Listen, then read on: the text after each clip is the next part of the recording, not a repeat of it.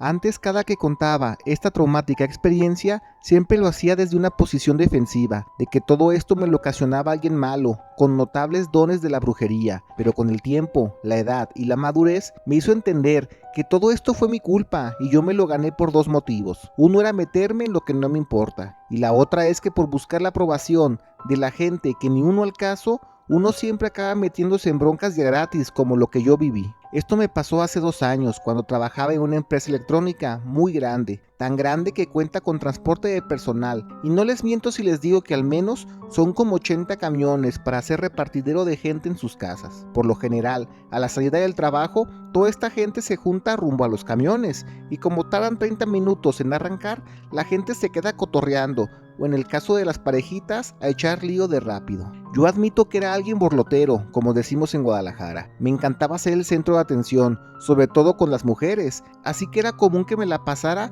despidiéndome de todas las que conocía y platicando incluso un rato con ellas. En una ocasión estaba lloviznando la salida, y como era de noche y hacía frío porque estaba muy fuerte el aire, el personal no se quedó a platicar afuera de los camiones y todos entraban rápido mejor al transporte. Mientras platicábamos dentro del camión, por la ventana una señora nos dice que veamos la jardinera de un costado. Había una parejita de jóvenes, rondando quizás los 20 años, y estaban haciéndose de palabras, como cualquier bronca de novios en un desacuerdo. Todo dentro del transporte lo estábamos mirando en el chisme, como quien dice desde primera fila. La chava en la pelea empezó a manotear el pecho del chavo, y este trató de defenderse, pero solo la movía para atrás. Como estaba lloviendo, seguramente el pasto estaba resbaladizo y en esos manoteos la chava se cayó, haciendo que todos en el camión se sorprendieran. Yo, queriendo llamar la atención, vi que el chavo estaba joven, delgado y chaparrito, y sintiéndome un héroe me bajé del camión para hacerle frente al chavo por lastimar a la chica. Como todos me estaban viendo desde el transporte, pues admito que lo hice para lucirme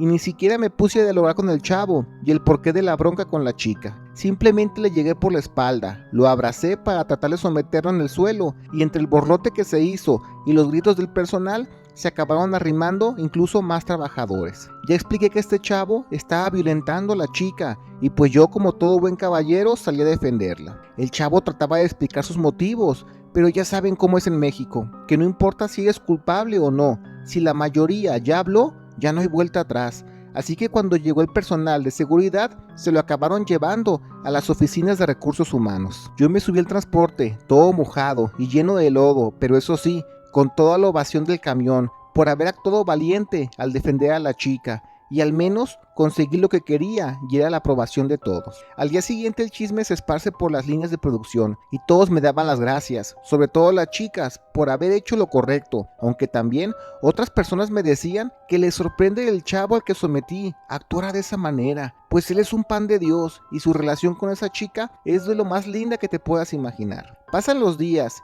y me comentan que al final al chavo lo acabaron corriendo de la empresa, a pesar de que supuestamente era un buen elemento en el almacén y tenía un par de años trabajando con la mejor de las atenciones. Y a la chica, o sea su novia, la cambiaron de turno para evitar dimes y diretes entre el personal. Yo admito que saqué provecho de la situación y anduve de galán con las chicas, pues de hombre caballeroso no me bajaban, pero todo cambió un día, que después de la chamba tomé el transporte rumbo al centro de la ciudad, porque quería comprarme una chamarra, ya que los fríos cada vez estaban más fuertes por temporada. Allí fue que me encontré este chavo, al de la bronca, al que acabé sometiendo en el pasto por andar de brusco. Él me miró a lo lejos y caminó directamente hacia mí, con clara intención de hacerme frente. Como el chavo era chaparrito, no me generó tanto miedo, y hasta en parte pensé que si nos tocaba irnos a los golpes, pues que se arme. Pero este chavo no quería eso. Llegó y cordialmente me saludó y me preguntó, sinceramente, por qué lo tumbé y por qué le dije al personal de seguridad que yo estaba lastimando a la chava si todo eso era mentira. Yo en mi mente tenía la idea de que él era violento y le di el avión diciendo que no sea llorón y se haga responsable por sus actos, pues se le ve en la cara que él es alguien malo. El chavo se empezó a reír, pero de manera extraña, y me dijo que si se trata de ver la maldad en las personas, pero sobre todo en la cara, él puede hacerse cargo de ello, y empezó a tallarse la yema de los dedos, pero lo hacía de una manera tétrica cerca a su cara, y después dijo algo en voz baja, para ya al final retirarse y ya jamás verlo. Yo ahora sí confirmé que este chavo estaba loco como cabra, pero como lo predije, me dispuse a hacer mis diligencias en el centro, pero todo mi mundo se vino abajo en ese preciso momento cuando entré a una tienda departamental y al pasar por el mostrador vi una chava que tenía un semblante muy raro en su cara. No se le distinguía bien, pero al buscarle la cara casi me orino del miedo al ver que tenía el rostro de un demonio. No solo los ojos estaban sumidos y oscuros con una clara luz roja,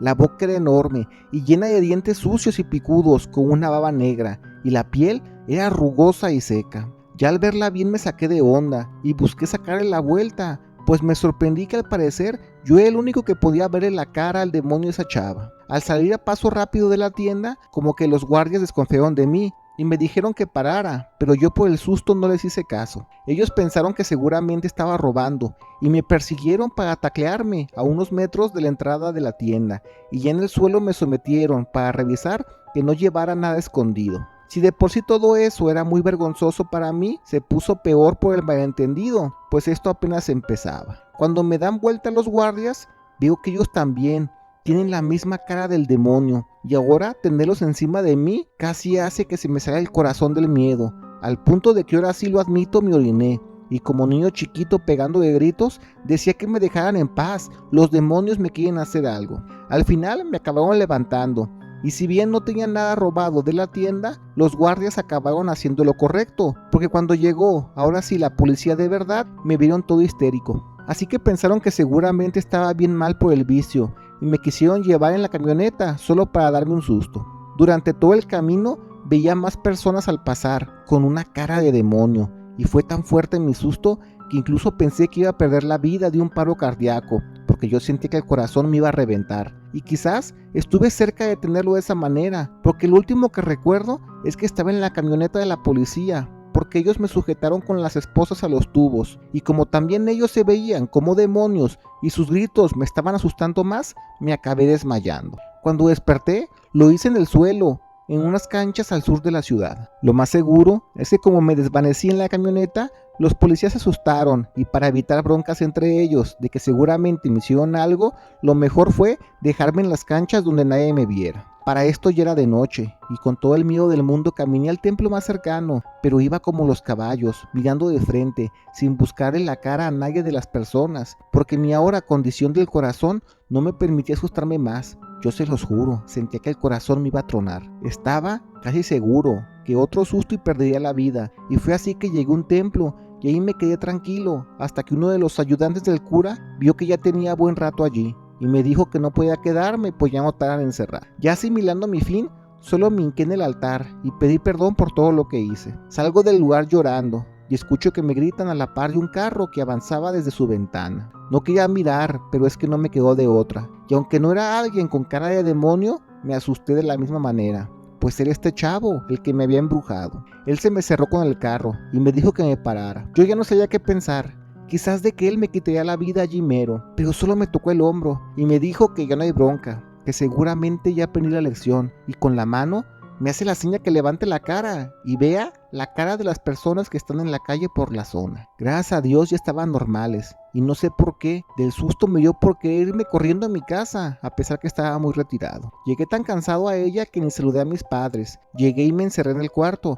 agradeciendo a Dios que todo esto ya haya acabado, y como no pude dormir, tuve todo el tiempo del mundo para pensar, y entendí que este chavo al que sometí en el trabajo me hizo pasar por lo mismo en la tienda departamental y con los policías, pues sin saber el trasfondo de la situación, se fueron con la finta de lo primero que vieron, como yo lo hice en su caso. Pues haciendo memoria, en verdad este chavo jamás aventó a la chava en la jardinera. Ella simplemente por el manoteo se resbaló y se cayó, y yo por mi afán de buscar formas para lucirme con la gente que me veía, vi lo que quise ver, y era que él la estaba lastimando. Esos días después de lo que me pasó, ese horrible trabajo de brujería, me enojé con este chavo y pensaba que era un compa rencoroso por haberme hecho eso, y cuando lo contaba, lo hacía desde mi perspectiva de los hechos. Pero con el tiempo me hice entender de que todo esto yo me lo busqué, y una vez aprendida mi lección entendí que está bien defender al que lo necesita, pero primero hay que informarse y no juzgar sin saber lo que pasa, porque ya sé lo que se siente que te juzguen de algo sin haberlo hecho, como me pasó aquel día que vi la cara de los demonios en todas las personas que se me cruzaban.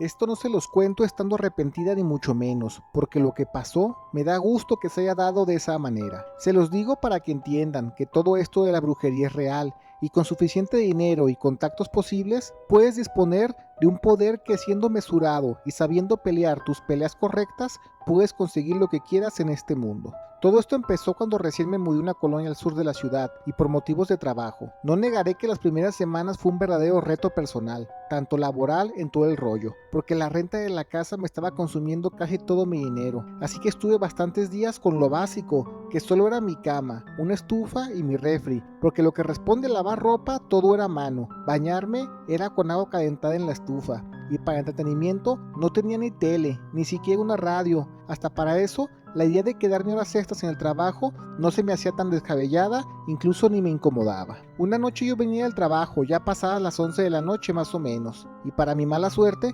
apenas me bajé del transporte se soltó la lluvia, tan fuerte y con tanto aire, de esas veces que hasta sientes que si te pones de frente te puede tumbar. Yo no quería caminar bajo la lluvia, a pesar que mi casa estaba solo unas cuadras, porque si me mojaba el pelo tendría que bañarme y no quería de nuevo calentar agua para bañarme a jicarazos, y eso me daba una flojera brutal. Así que me paré en un tejabancito de una casa y esperé a que la lluvia parara. La calle estaba vacía y yo solo me recargué esperando el momento perfecto cuando todo esto baje, cuando de repente se abre la puerta de enfrente y sale una señora de unos 70 años. Ella caminó lentamente, pero como si no le importara que se estuviera mojando con lo fuerte de la lluvia. Ella no me había visto, porque la lluvia y el aire estaban fuertes, aparte que estaba yo retirada del alumbrado público. Fue cuando la vi hacer todo un ritual. La señora empapada se quitó sus chanclas y en el cauce del agua que bajaba fuerte por la calle caminó descalza y de una axila sacó un muñeco de tela, el cual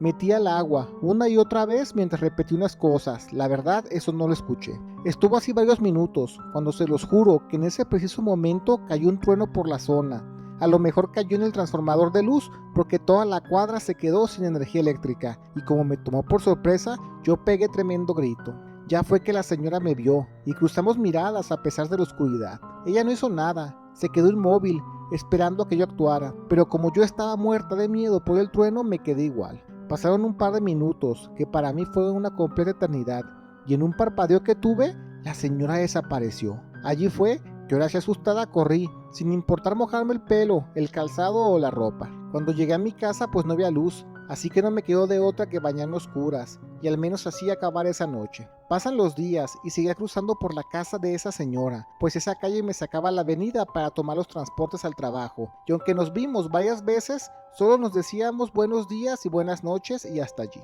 Hagamos un brinco del tiempo, pues pasaron 7 años y yo ya era otra persona, tenía mi casa ya amueblada, tenía carro y en el trabajo empecé a hacer carrera al punto que ya era supervisora de calidad y estaba de novia con un compañero de trabajo que era gerente pero de otro departamento completamente diferente al mío. Yo sentía que tenía la vida controlada cuando por la expansión de la empresa llegó una ingeniera que era paralela a mi puesto pero en producción, y fue que empezaron así todos los problemas. La verdad no sé qué fue lo que le ocasionó su odio hacia mi persona, pero esta ingeniera ponía todo su empeño en mi trabajo fuera mal visto en los gerentes. Todo eran trabas de ella hacia mi persona. Lo bueno era que como yo ya dominaba bastante bien el área, podía defenderme sacando los números y cosas así, pero la verdad es que no entendía por qué tanto su rencor hacia mí, al grado que en una ocasión una auditora de calidad con la que tenía fuerte amistad me dijo por debajo del agua que me pusiera muy atenta a los formatos, pues esa ingeniera los intentó cambiar para pasar por alto un fallo estético de empaque, y como esos formatos yo los avalo y los libero, la culpa iba a ser mía, con la excusa de que ella simplemente siguió el modelo de trabajo. Como todo eso lo impedí y lo hice del conocimiento de mis jefes, la regañaron, pero solo quedó en eso, en un simple regaño, cosa que no hubiera pasado conmigo, pues a mí sin duda me hubieran corrido. Yo estaba tan enojada por toda la situación que una tarde cuando estaba con mi novia en la casa, de esas pocas veces que nos veíamos, salió el tema de los trabajos de brujería y entre risas me dijo que debería hacerle un trabajito a la ingeniera que me hace la vida de cuadritos en la planta. No es como que le tenga envidia, es más bien solo para apartarla de mi persona. Y entre la plática de que si conocíamos a gente que le sepa ese mundo de la brujería, yo recordé mi experiencia cuando recién me mudé al barrio y vi a la vecina haciendo de sus cosas en la calle, aquella noche que se cayó del cielo, pero hasta eso no se lo conté a mi novio, solo lo recordé. Así quedó esa plática, y créanme que solo hubiera quedado en eso, cuando en esos días la ingeniera me quiso echar la culpa por un tiraje de producción en mal estado,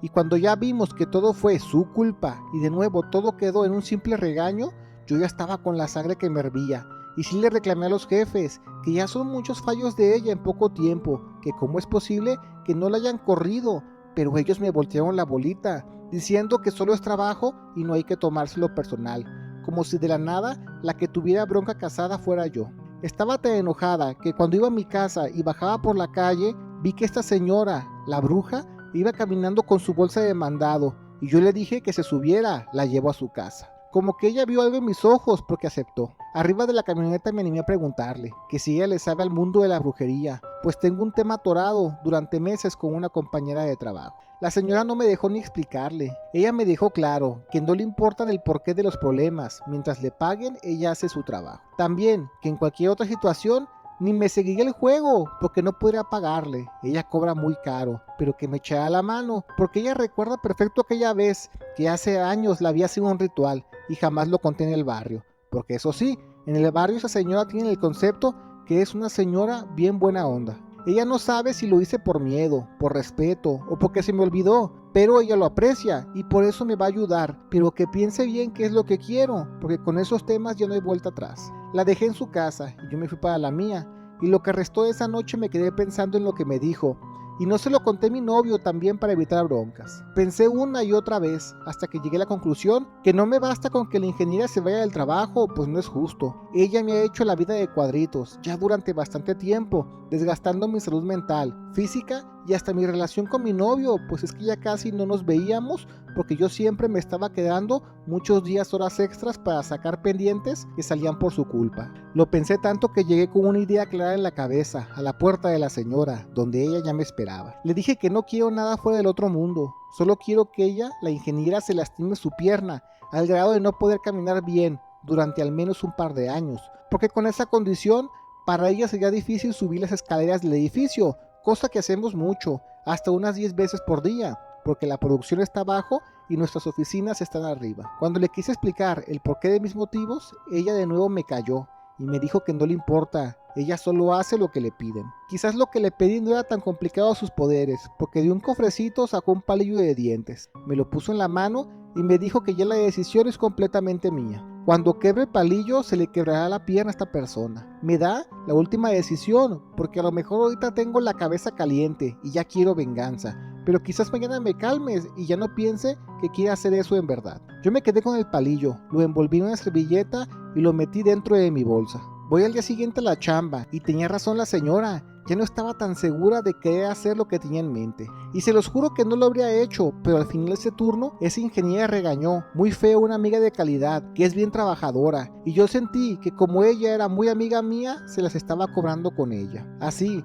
que cuando estábamos discutiendo, yo saqué el palillo de mi bolsa, y frente a ella lo quebré delante de sus ojos. Ella no sabía por qué hacía eso, pero en ese momento los chavos materialistas estaban con la traspaleta moviendo un pallet y por estar jugando se les venció el peso de las cajas pesadas y se fueron para un costado, cayendo en la pierna a esta ingeniera, dejándole un tremendo accidente, porque hasta fue feo, fue una fractura expuesta y todo el rollo. Se la llevaron de urgencias a enfermería y no supimos nada de ella como en 5 meses, y para cuando llegó lo hizo con muletas y con clavos en la pierna. Al final la cambiaron de edificio, seguramente a uno donde la producción y las oficinas estén a ras de piso, pero yo ya no volví a verla, aunque sigamos trabajando en la misma empresa. Como les dije al principio, yo no tengo culpa, la verdad. Ella me buscó y me encontró, y para su mala fortuna, yo tenía el respaldo de una bruja que no cierra entre las ramas, pues no distingue qué es lo correcto, qué es lo bueno o lo malo, no. Ella simplemente si le pagas lo hace, y por fortuna, ella me ayudó en este caso haciéndome un paro.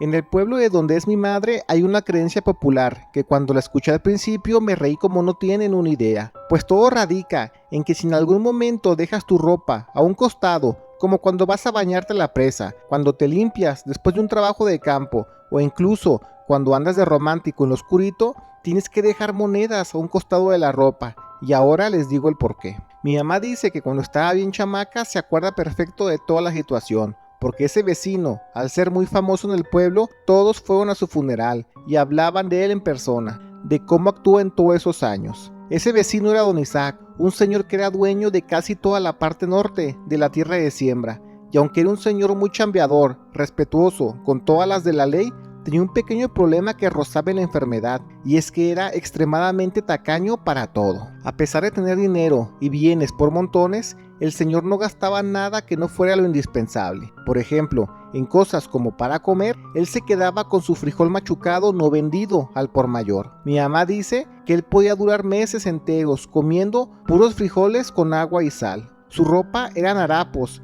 que se puede justificar para trabajar en la tierra, pero aunque yo hubiera terminado su jornada, lo veía siempre con la misma ropa usada, a todos los lugares que iba, menos el primer domingo de cada mes, porque ese día iba a misa siempre sin falta, y lo hacía llevando un cambio de ropa nuevo e impecable. Los padres de mi mamá trabajaron para él, y ellos confirmaban que él, al ser tan tacaño, era un caso digno de estudio, porque él era alguien muy rico en la región, pero su casa era una choza de adobe que se caía a pedazos, con apenas un baño de letrina todo sucio. No tomaba ni tenía vicios, pues él siempre decía que esas cosas cuestan y cuestan muy caro. Todo su dinero lo tenía invertido en tierras y lo demás se lo guardaban en la cabecera municipal de la zona, como a forma de banco, pero era más que nada para que no se lo robaran teniéndolo en su casa. Como les decía, don Isaac en una temporada le dio por sembrar maíz y como su terreno estaba sano y fuerte, todos pensaron que se sacaría la gorda, dando una buena cosecha. Así fue, porque las mazorcas se veían grandotas y frescas, y ya cerca de la última brotada para empezar a cosechar, empezaron a aparecerse, sabrá Dios de dónde, pero llegaron un montón de pájaros negros que le picoteaban todos los elotes. Don Isaac se enojó tanto, porque aparte de comerse sus cosechas, hacían sus necesidades creando hongo en los tallos. Así que él trabajaba todos los días en sus tierras y en las noches se quedaba a velarlas, aunque la gente le decía que no se desgastara tanto y mejor contratar un peón para que cuidara todo, pero don Isaac jamás haría eso. Él era de los que huyaba en la noche para ahorrarse el perro, así que pagarle a alguien por espantar pájaros era algo que no tenía sentido en su cabeza. Y pues allí lo veías, de sol a sol todos los días trabajando con ganas, y de noche lleno de palos de escoba y amarrando hilos un par de espantapájaros para moverlos y así poder correr las aves que se arrimaban. El problema de don Isaac es que acababa su día acalorado por el trabajo de campo, bajo el fuerte sol, y ya en la noche le entraban los fríos de la zona, así que era cuestión de tiempo que se enfermara. Eso acabó pasando, y don Isaac solo quería tomar test, porque no quería gastar en medicina, menos en irse a la ciudad para una revisión completa con algún médico. Así que acabó muy enfermo, pero él no dejaba de cuidar sus terrenos y de trabajar de día. Para que vean ya su grado de paranoia, él decía que incluso que si dormía, la gente esperaría que cerrara sus ojos para robarle sus mazorcas, que ya estaban a punto de estar listas. Desgraciadamente una mañana que llegaron, uno de sus pocos empleados lo encontraron sin vida, y fue seguramente por una helada que cayó la noche anterior. Sin tener familiares directos o un testamento hecho para repartir, dice mi mamá que fueron con el cura del lugar, que es el único con el que digamos que había una comunicación con don Isaac, porque como les decía, él sin falta iba todos los domingos a misa, y el primer domingo de cada mes iba con ropa impecable a pedir por él y por sus tantas tierras. Eso sí, no daba ni un centavo de diezmo. En la cabecera municipal se hicieron bien sordos con el dinero y se lo acabaron quedando. Las tierras, esas se hicieron movidas para venderlas, y con lo obtenido arreglaron una brecha que te llevaba a la presa del lugar, que poco a poco se llenaba de gente para pasar a gusto el fin de semana, siendo un lugar muy concurrido. También arreglaron más cosas, como el kiosco del lugar, la fachada de la iglesia y cosas así. Toda su ropa impecable también se repartió, y la gente lo usaba, por ejemplo, para explicarle a los jóvenes que puedes tener mucho dinero, pero cuando falleces no te llevas ni un puñado de tierra al descanso eterno. Mi mamá dice que su papá le tocó sacar la última cosecha que dejó don Isaac en vida, y con la ropa de trabajo que tenía, se les hizo fácil vestir algunos espantapájaros, pues entre risas decían que era para que en la otra vida siga cuidando de sus tierras y que nadie, ni siquiera los pajaritos, le roben. Pasaron los días y poco a poco se empezó a ver a la gente del pueblo muy bien vestida, y eran con los tantos cambios de ropa que don Isaac dejó en su casa y ya fueron repartidas. Hasta eso todo normal, pero al pasar los días se suscitó algo muy extraño. Dice que uno de los chicos que el domingo después de la misa se fue con varios amigos a un pueblo cercano para conocer a las muchachas. Como todos tenían al menos una prenda del difunto don Isaac, pues se sentían galanes con sus camisas y pantalones finos. De regreso ya de noche y seguramente tomados, dijeron que irían a la presa porque ya estaba arreglado y querían ir a bañarse, y al entrar dejaron su ropa a un costado. Estuvieron un buen rato, pero al salir se dan cuenta que ya no está su ropa, y pensando que alguien les hizo una broma, empezaron a pegar de gritos muy enojados, amenazando a que nomás se enteren quién fue quien les robó la ropa, va a haber golpes. Como no había nadie a quien preguntarle, pues ahí tienes a los chicos regresando sin ropa al pueblo, y para como eran en aquellas épocas, los recibieron a puras burlas, diciendo que seguramente andaban de mañosos. Los días pasan en el pueblo y esa situación se repite en varias ocasiones,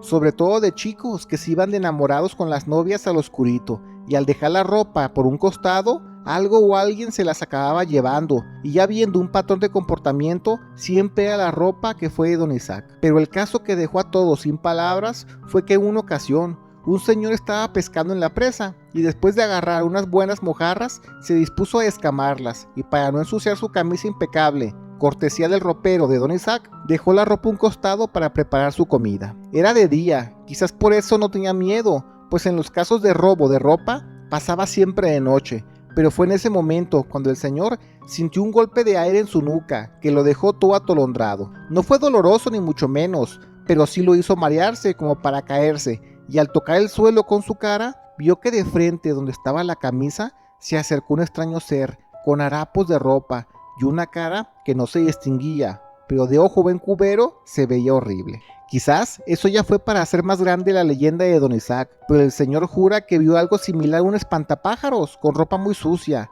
toda rota y con tierra seca encima. Al arrimarse la camisa la tomó para llevársela, pero como en la bolsa de frente tenía unas cuantas monedas, estas se cayeron. Ese extraño ser que en ningún momento habló, mejor tomó el dinero que se cayó y la camisa la dejó donde estaba toda arrugada. No había vuelta atrás, era don Isaac ya sin vida, enojado por su ropa, la única cosa en la que él no escatimaba, a pesar de ser exageradamente tacaño. Al enterarse todo el pueblo de ese evento, toda la ropa del señor fue llevada con el cura y se quemó en un domingo, echándole una buena rezada entre todos, y ahora sí, ya pidiendo perdón por todo lo ocurrido. Mi mamá dice que el tiempo que le tocó limpiar los antiguos terrenos a don Isaac, su papá, de repente, de un momento a otro se veían montados los espantapájaros, y después parpadeabas y mirabas y ya no los veías. Pero como él decía, él no le debe nada a don Isaac, así que no siente que deba tenerle miedo, y así fue. Con el tiempo la gente que en algún momento usó la ropa de don Isaac se le hizo el hábito de que si iba a dejar su ropa en un lugar abierto